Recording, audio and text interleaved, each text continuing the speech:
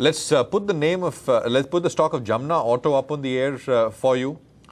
Jamna Auto has seen a fair bit of interest recently with one large stockholder selling out. That is Clearwater Capital Partners. Business fundamentals, broadly, the market agrees are very strong. But let's get a quick word in from the CEO of the company. Randeep Singh Johar is CEO of Jamna Auto Industries, and he's on us with on a phone line from Delhi. Mr. Johar, thanks very much for your time, sir. Good to have you here. First of all, could you talk to us about the Clearwater sale? Is it complete now? And what are the numbers looking like? I'm afraid I won't have much information on the Clearwater sale. I mean, I know they are selling. I don't know who's buying, but whatever little information I have is I think there's still some equity left. But I'm just guessing. Okay. Have you spoken to them? What is the sale about? I mean, the motivation for this sale? Yes? Sorry? They went to the company a couple of years back, and they had to exit after, at a specified time, and they're doing that. Okay, fair enough. Let's get to the business a little bit. Could you briefly outline the nature of business of Jamna Auto for us, for our viewers? And then we can pick it up from there. Yeah, so we are an auto component manufacturer, manufacturing suspension components, and our main product is a leaf spring. We OEM suppliers, and most of our 90% of our volumes of our production goes into medium and heavy commercial vehicles. So as you see, the medium and heavy commercial vehicles doing pretty well this year. It's grown by 20% last year. It's grown by about 30% in the first H1 of the current year. So because of the medium and heavy demand going up, our companies also kind of meeting the demand, and our market shares have gone up. So that's why we got good results this first H1. Who's your biggest customer? We have like a 68% market share. So any truck or bus made in the country, they buy from us. So depending on the market share of the OEs, like Tata Motors is the largest market share, so he's our biggest customer. Then comes Leyland, and then Volvo and Daimler. So we sell to everybody, anybody who makes a CV in the country. What is the main product? I mean, is this a single product kind of? Yeah. So like are you dependent on any single product heavily? Yeah. So leaf spring and parabolic spring, it's a suspension component. That's our main product. We also diversified into complete air suspensions for buses and lift axles, which are new technology, new generation products. But that's like about 10% of our sales. 90% is still leaf springs. And so if you look at it, leaf spring would be our main product. But if I kind of we make about 70 different products, because the suspension, complete suspension which we manufacture, that is about 65 products, which some are outsourced and some are kind of, but they're designed in-house. So, we make the spring from what we call a black box stage. We are also the largest in the country and top 3 in the world. With the CV market going up, I mean, the CV market is still below the 11, 12 and 12, 13 levels. 10, 11 and 11, 12 levels. So once we kind of reach the 11, 12 levels, we expect to be in the top 2 or the top in the world. Is the market picking up, Mr. Johar? The CV market? Yeah, like I told you, H1 has been great. For medium and heavy, it's gone up by about 30%. So, that is the only good news in the auto industry. That medium and heavy, if you look at total commercial vehicles, people kind of see the total figure, and that growth is only 9%. So, people say that, the kind of CV market's not growing. But if you do look at medium and heavy, that's grown last year about 20% and this year 30%. And even in the first 10 months, if you look, the growth is about 28%, even with the,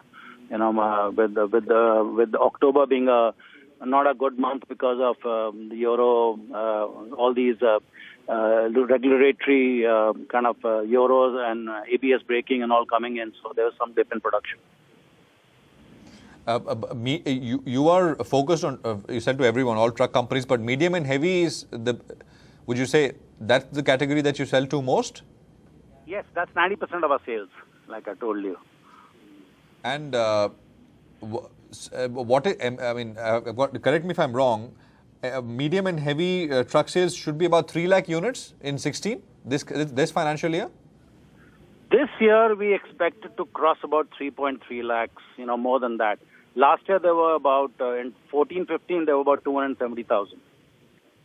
So we expect a good year this year. Like I said, H1 is 31% increase. So from 160,000 H1 last year, it went to about, 120,000 to about 160,000. So that was the growth in the first 6 months.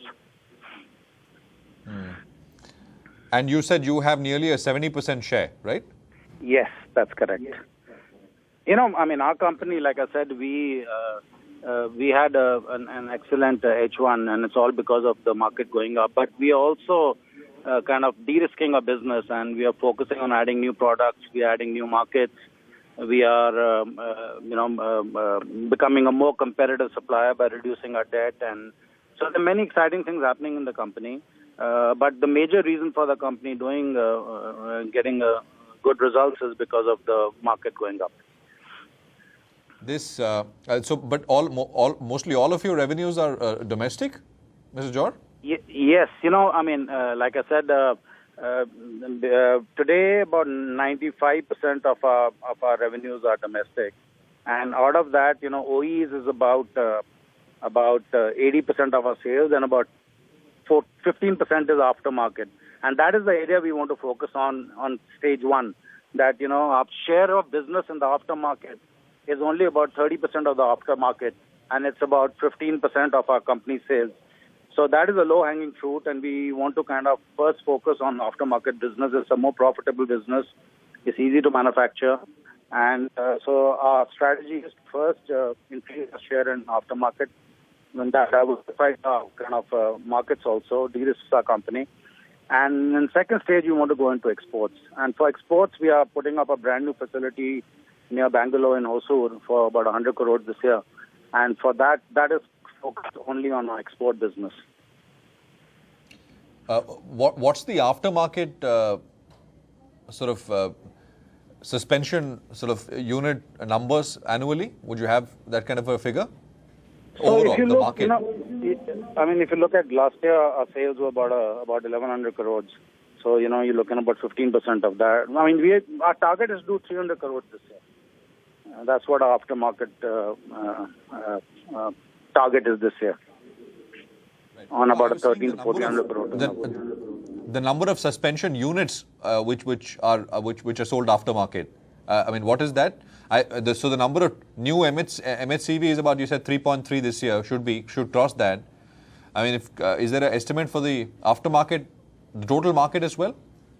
Yeah, so like I said, our share is about 15%. So we are looking at about, about a 1,200 crore aftermarket business. That's what we look at. We talk more in tons, so you're looking at about 1,500 crores of the aftermarket business demand for this year.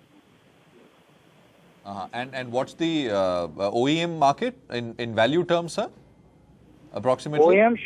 OEM should be about 3,000 crores. So the aftermarket is actually very, very substantial with significant headroom to grow. For you. My figures, I would say it's about, if I take the complete aftermarket, there's what we call, there is a demand for the OEM products, and then what we call the seconds or the small scale manufacturers. So if you combine the complete aftermarket demand, it could be as much as the OE, so another 3,000 crores. But we only focus on the good quality demand, which is about 50% of the total demand. Right. Fair enough. Just one quick thing. There have been this constant talk for a while that the government will, force truck operators to replace old old trucks, right? 15-year being the deadline, etc. Are you hearing anything on that? Because there were some news reports saying that 1st of April 2016 could be the deadline for implementation of this 15-year rule. I don't know. It's too good to be true. I hope it happens because that's like 2.7 million trucks on the road. So that's like 10 years of production. And it's good for the environment. It's the only issue is that politically, how do they kind of compensate the 2.7 million small-scale businessmen or truck operators, single truck operators. So like that happens all over the world, in Europe and the U.S., they kind of give them some compensation. But that's a great news because it saves fuel, it's better for environment, it's good for the industry, it's a win-win for everybody. Sorry, you said it's 10 years worth of production. How's that? I mean, it's about, the number that I have is about 2.5 odd lakh trucks could need replacement. So that's about 80%. 2.7 million. So that's 27 lakhs. That's the figure I've got. I don't know. One of us is 10 times less or more. But I think it's about 2.7 million trucks. Yeah, no, I think you're right in terms of, I think you're looking at the total trucks sold in the last 20, 30 years, right? Then I think that's the number. But if you kind of assume that not all would need replacement, you'd come down to a much, much lower figure, I guess. Anyway, we'll wait for what comes out of the policy. Mr. Johar, thank you very much for your time, sir. Good speaking with you. Appreciate you joining in.